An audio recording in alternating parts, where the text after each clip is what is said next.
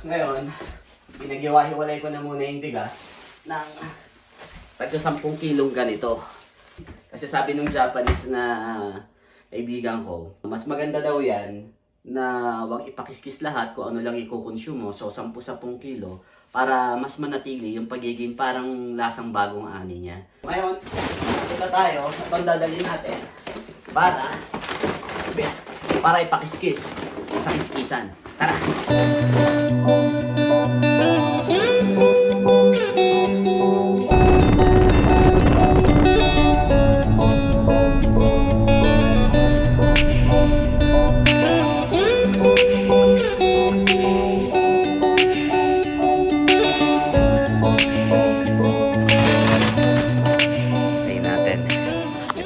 Yung mga ganitong kiskisan ng bigas, maraming ganito, makikita mo, malapit sa mga home center na katulad nun, yun yung Nikot. Yan ang mga halimbawa ng mga sikat na home center dito. Tapos sa mga gilid, sa parking, merong mga ganyan. May bayad yan eh. Sariling pakiskis ng bigas. Pero depende sa kilo, 5 kilos, 10 kilos, 30 kilos, maximum 30 kilos. Mukhang matatapos na siya. Ayan na, nasisilid na siya. Okay na, tapos na siya.いいんですか? はい、すいません。ありがとうございます。お前。Ang bigat. Ayan, sumasara automatic. Kasi tapos na yung isa. So, lahat dito, naka-Japanese. Ayan, naka-Japanese. So, secret ko para maintindihan natin yan, Google Translate. Eto, may mga level nang gusto mong kiskes. Ayan, 10 kilos, ni Hakuyen. Yung pre-wash, yung hindi mo na kailangan hugasan, yung 10 kilos, 300 yen. Yun yung gagawin natin, 300 yen. So, maghulog na tayo ng coins, is 300 yen, yung ihulog natin. Tumataas na siya. Dito mo isasalin yung bigas. Dito sa area na to. Ganito ang itsura niya, pagka hindi pa siya nakikiskis, medyo maitim-itim pa. Mamaya tingnan mo yung itsura niyan pagka nakikiskis na.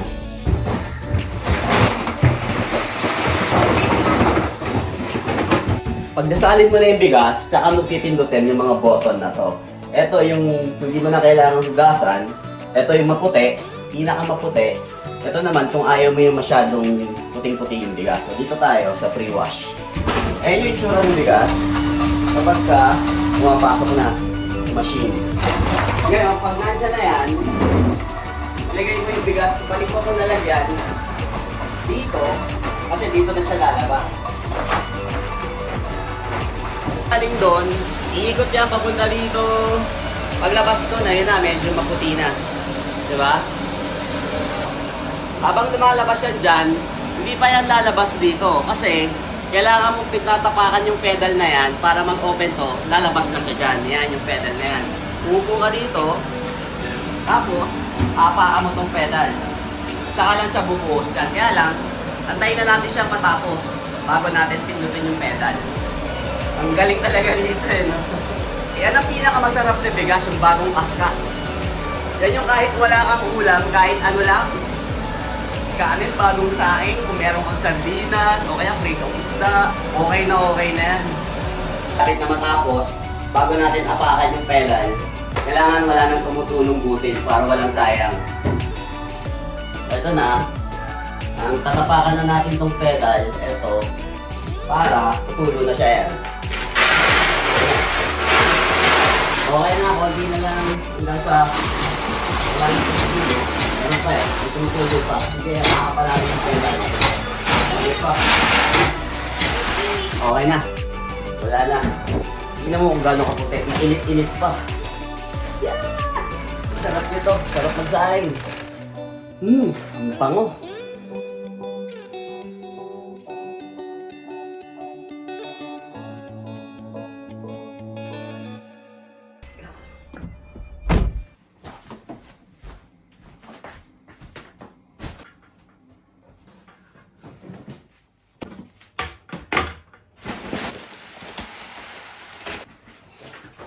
Muna naman yung bigasan ko. Masaya na naman ako. Biyakin na natin tong manok na nabili natin kagabi. Kaya masarap namimili ng gabi kasi pag yung mga ganitong karne, syempre, meron na naman siyang ilaw na sticker. na ang ibig sabihin ay half price, hanggaku. So, 2,000 yen, pag binayaran mo to ng normal price, 2,000 yen plus tax, 2,160 yen. So, 50% off, so around 1,080 yen. Nabili ko na siya 2 kilo, so marami-raming karne to. Biyakin na natin. Pagka ganitong kalaking karne, normally, ang nagagawa ko rito mga 3 potahe. So, ipo-portion natin. Ang sarap. Ayun. So, may quarter leg na tayo. Okay, dito tayo sa pakpak. Alam mo, expert talaga eh. Pero ang dali Pangalawa. So, itong backbone na to, yung mabutong parte, ito yung mas gusto kong adobo, masarap din to. So, separate natin yan mamaya. Okay pare, meron tayong sa loob ng wala pang 5 minuto, meron tayong 2 breast part, isang backbone, 2 quarter leg, 2 pakpak. Para may konti tayong laman at hindi naman siya puro buto, lagyan natin ng quarter ng pecho. Yan ang lulutuin natin ngayon. Mga pang ilang araw sa akin yung agad. So, itong mga to, hugasan lang mabuti, tatabi ko na siya. Ito yung mga diskarte na kailangan mong gawin dito para makatipid ka ng malaki sa pagkain.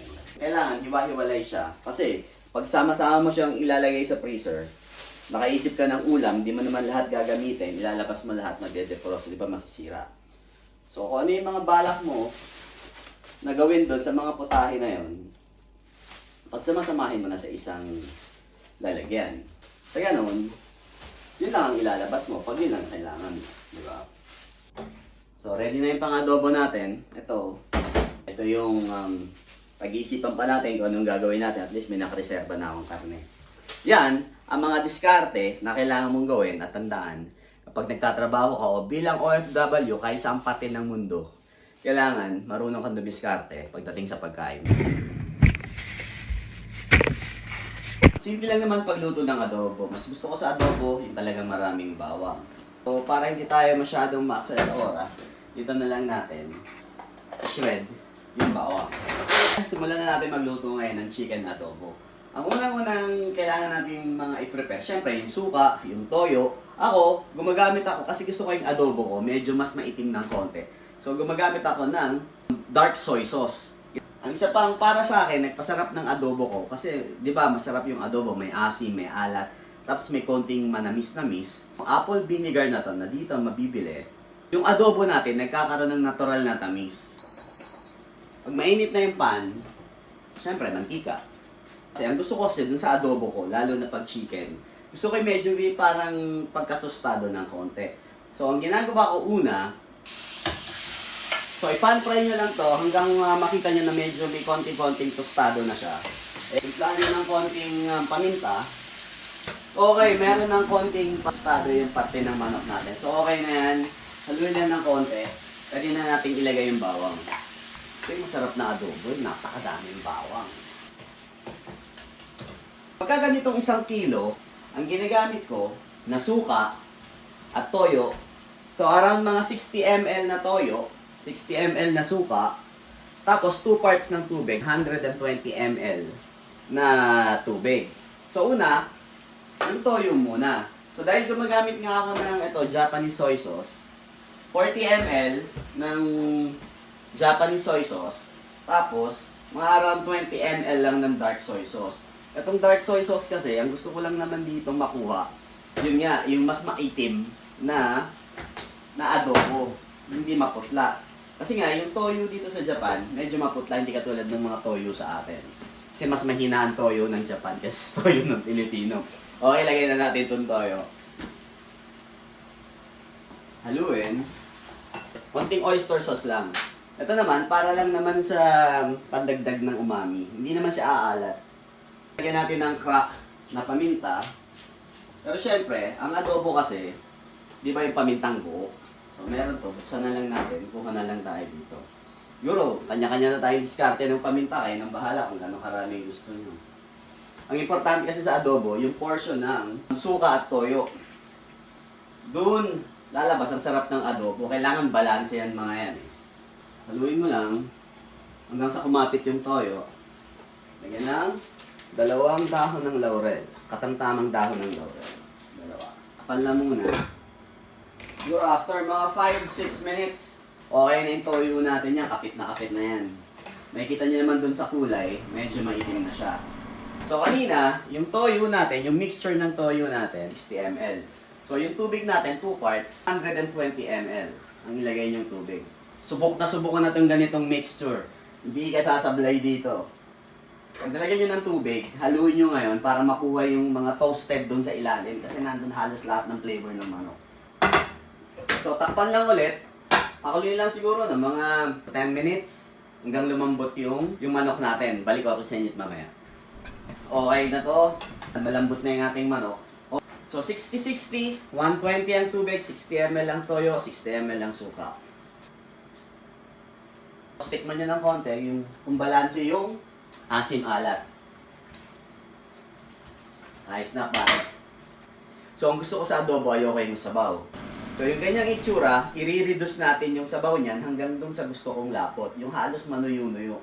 Kasi alam mo na, kapag pakapampangan, yan ang mga gusto naming adobo. Yung halos mantika lang, tapos isasabaw mo sa mainit na kanin. Naglalaway na ako tol. Ngayon pare, nangalahati na yung sabaw. Malapot na siya. Hindi pa dyan natatapos ang ating adobo. Medyo mentoksay o makonsumo ko sa oras magluto ng adobo. Pero lahat ng pinag-aaksayahan ng oras, masarap yan sa dulo. So ganito gagawin natin. Kasi nagmantika na siya, separate natin ngayon yan.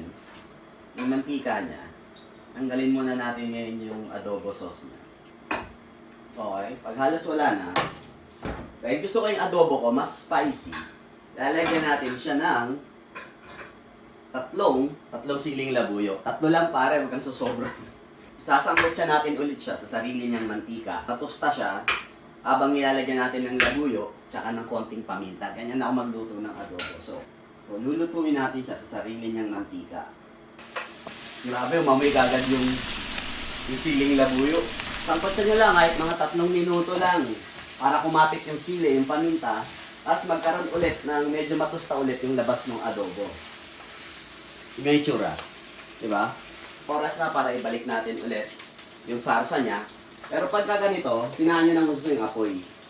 Bago nyo ibalik yung sarsa. Kasi matutuyo ng gusto yan. Tapos haluin nyo kagad para makuha nyo yung toasted na adobo dun sa ilalim. Yun yung pinakamalasa. Yun nagbibigay ng masarap na lasa ng sarsa ng adobo natin. Halu-haluin mo lang hanggang makuha mo lahat yun. Off muna. Patay mo na yan. Okay pare. Handa na lahat. Classic adobo. Sili. Labuyo na may patis. Bagong lutong kanin. Tikman na natin ngayon to. Kahit na tayo. Siyempre, pagka ganitong ulam, kahit mainit ang kanin, kailangan natin magkamay. Simulan natin dito sa nang walang kanin, nang walang filler, yung mismong lasa lang na. Kaya yung gusto ko yung mabuto, ito yung gusto ko kasi ito yung may parte ng puwet. Tamang-tama lang parang. Sundin mo lang yung ginamit natin na suka, toyo, tubig na portion. Yung lasa niya hindi ka magkakamali. Para sa 1 kilo tansyado ko na yan eh. Okay. Tapos, subukan natin ngayon yung kanin. Ito yung sinasabi kong sasa. Ito yung masarap sa kanin eh. Nandyan lahat ng flavor ng adobo, ng manok. Tapos ito yung sili. Wow! Sarap pare. Unang subo pare. Thank you Lord. Sarap. Patok. Naalala ko yung anak ko, panganay. Ako yung asawa ko. Pag umuwi ako, hindi pwedeng hindi magpapaluto ng ganitong klaseng luto ng adobo yun. Para sa akin, yung pagluluto ng adobo, kailangan pasensyoso ka. Huwag madaliin. Worth it pare. Medyo maraming proseso, pero sulit naman. Sarap ng sasa pare. Patok. Sa kanin.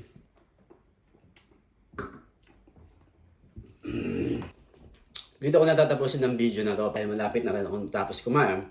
Hanggang sa muli. Kung may oras ka, kita-kita tayo ulit sa susunod na Buhay Japan. Bye. Patok pala parang sarap ng salsa. Ang dahil ko nakain kanin.